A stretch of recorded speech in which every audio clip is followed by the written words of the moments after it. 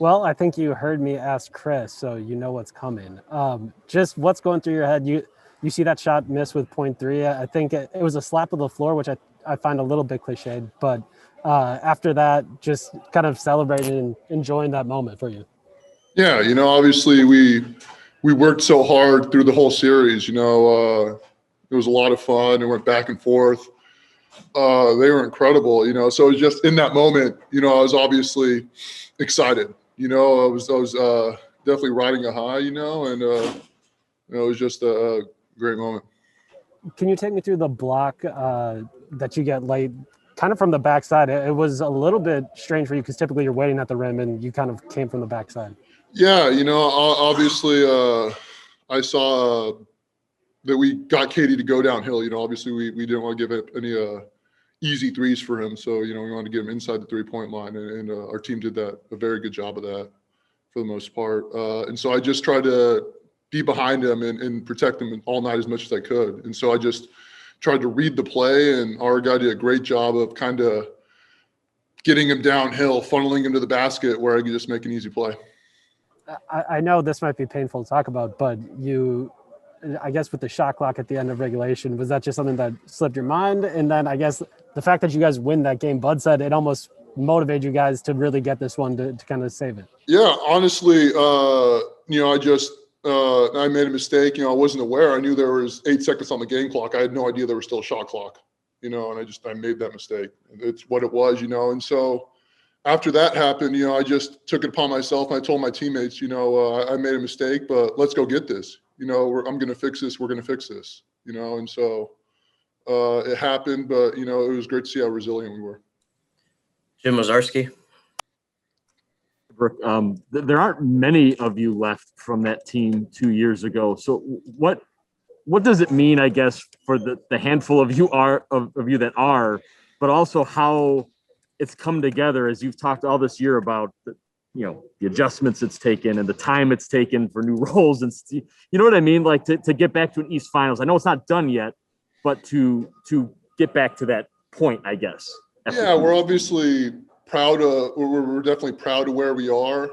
Again, we've put a lot of work in to get to this point. But our goal this season, at the beginning of the season, wasn't just to make it to the Eastern Conference Finals.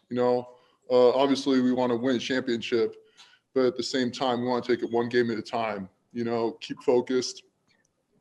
And I've been focusing on the other series. Really, I don't know what's going on in the Western Conference. I know Philly and Atlanta have a game 7, but whoever wins, we just got to keep focusing on us, keep focusing on ourselves. That's the big important thing. Whatever happens with other teams, we got to come out and play like we can play every night.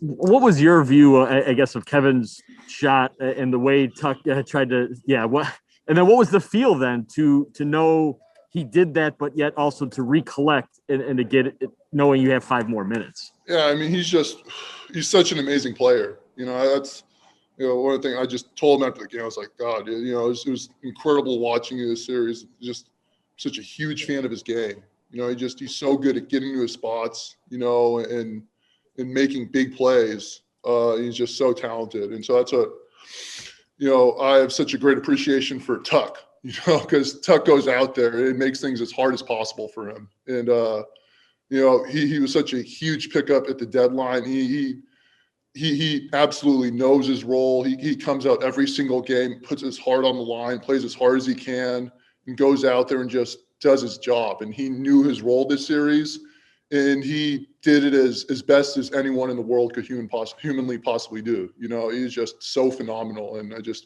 I'll tip my hat to him literally right now, because he was so huge for us. Siri Selby with the Ringer. Hey, Brook, congrats on the win here. I was wondering if you could kind of take me through that last play where KD missed. I was wondering if, just the evident fatigue that he had was something that you guys talked about, and if that's the kind of thing that gave you guys, I don't know, just a little bit more pride or confidence in the defensive game plan.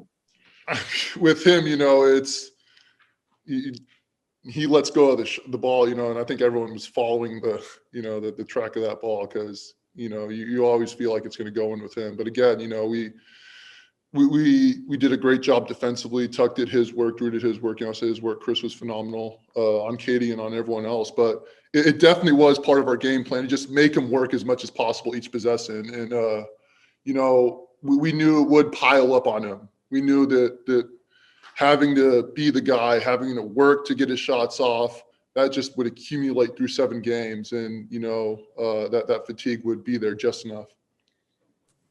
One more to Christos in Greece. Hey, Brook. Yanni said before that the job is not done. And now you are 4 wins away from the NBA Finals. What is the mindset in the team, and how important is to build on that effort and that victory?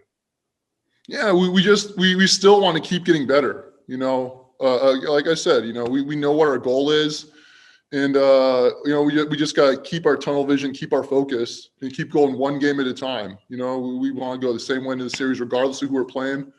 Just going to keep focusing on us. Which ways we can get better as a team, offensively, defensively. We'll watch a lot of film, because it's all on us at the end of the day.